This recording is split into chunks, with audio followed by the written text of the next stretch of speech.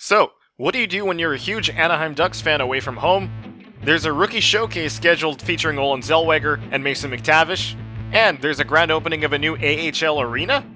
You say, screw it, let's go to San Jose.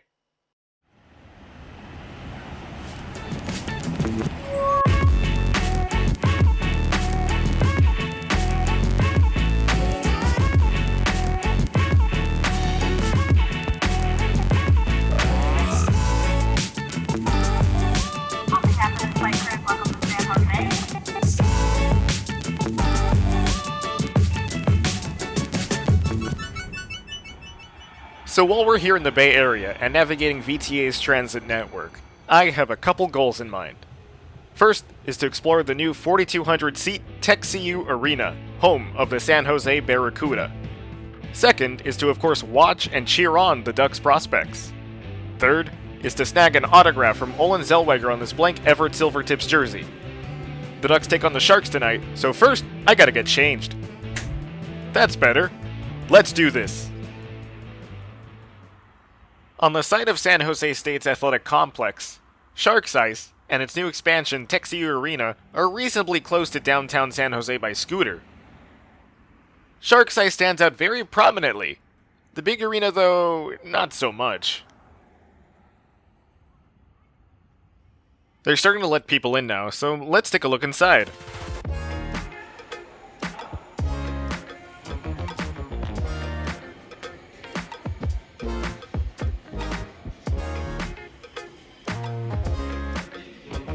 Concession stands here use these self-checkout kiosks where you order and pay, then wait for your number to be called. I'll discuss how this worked out later.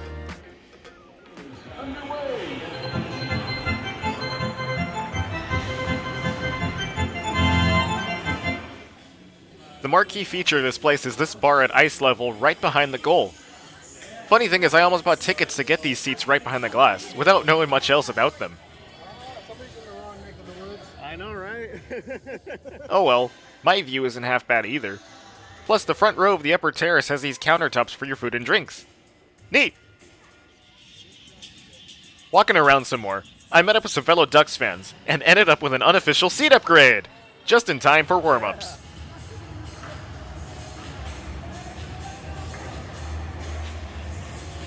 Oh, there's Zellweger there. Yep.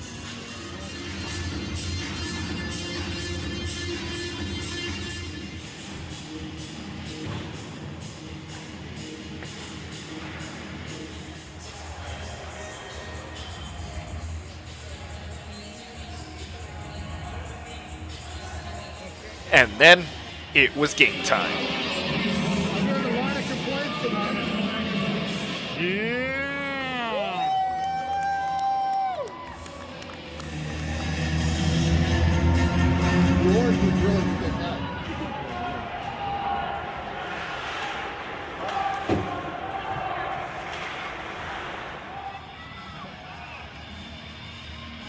With early pressure by the Sharks to start the match, Thomas Bordeleau gets Team Teal on the board first. It went in, yeah. Hit the back post.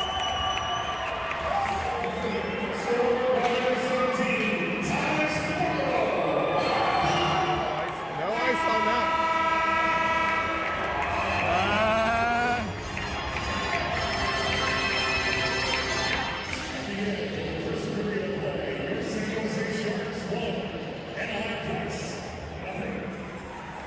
One nothing is the score heading into the first intermission, so let's try out those fancy concession stands.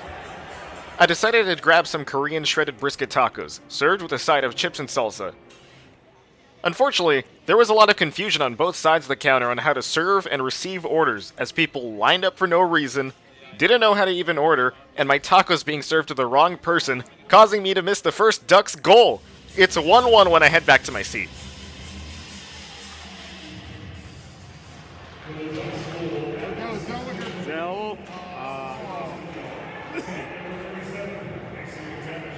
At least these tacos are pretty good, but the box was really messy, as everything was dripping onto my legs.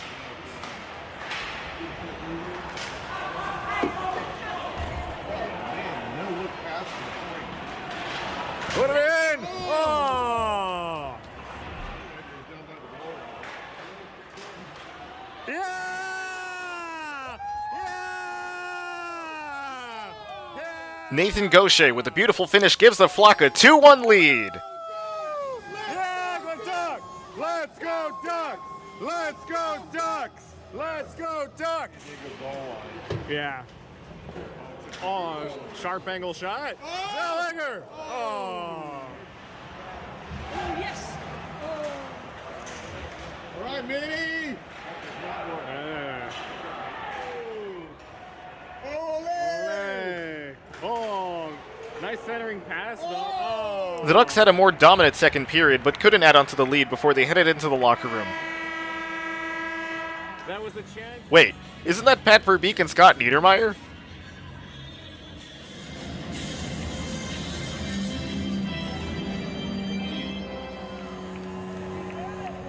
William Eklund evens it up early for San Jose to make it 2-2.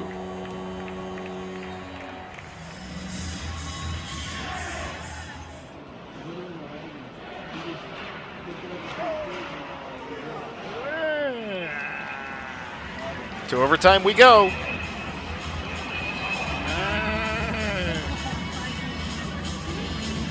He's just being coached to be more passive. He wants to give the other. Yeah, because like late in the third period, you saw it's a coaching decision. Well,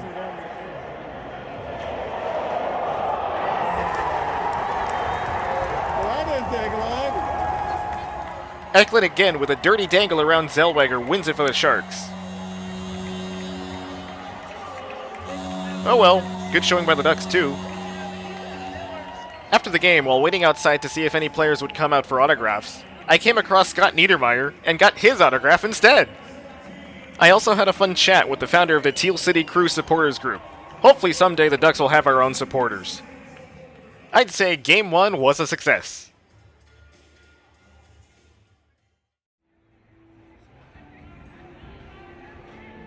Day 2, and the Ducks are taking on the Arizona Coyotes. However, the match is relegated to one of the standard rinks at Sharks Ice, so there isn't much to see other than youth games in progress nearby.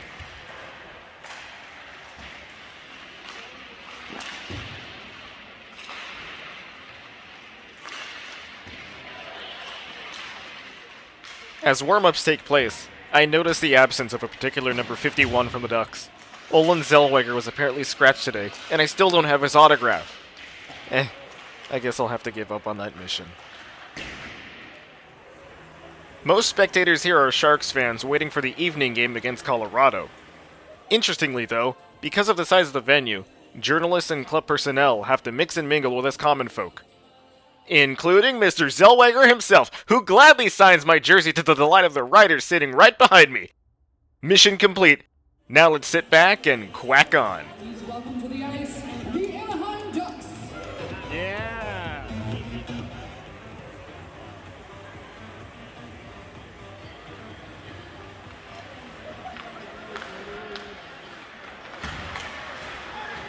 A mostly pedestrian period goes by, but not before Braden Tracy snaps one home for the Ducks. 1-0 after 1. The chippiness and arguably the dirtiness ramps up to start the second after a huge hit on Jacob Perrell, sending his helmet flying.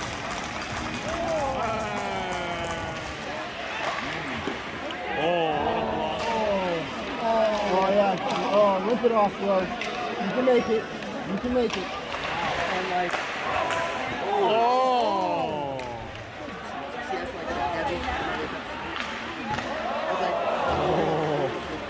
At 12:41, Arizona's Connor Geekie ties it up.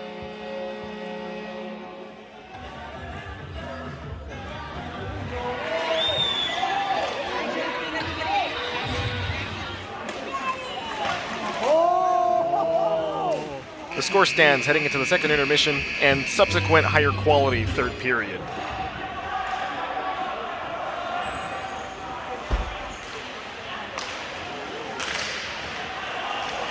Put it in. Come on. With about 5 minutes to go, Ben McCartney deflects in the go-ahead goal. 2-1 Coyotes.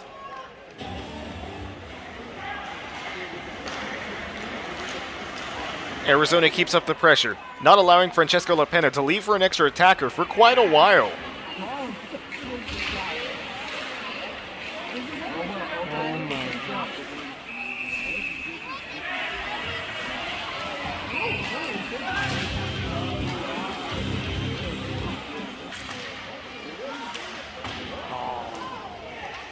Ultimately, the Ducks lose 2-1.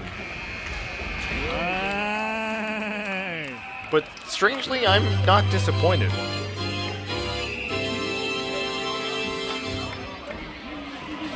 Oh, man. I wouldn't be attending Monday's game. However, despite the 2 losses, I completed all my objectives I had set during this camp, including meeting an absolute legend in Scott Niedermeyer.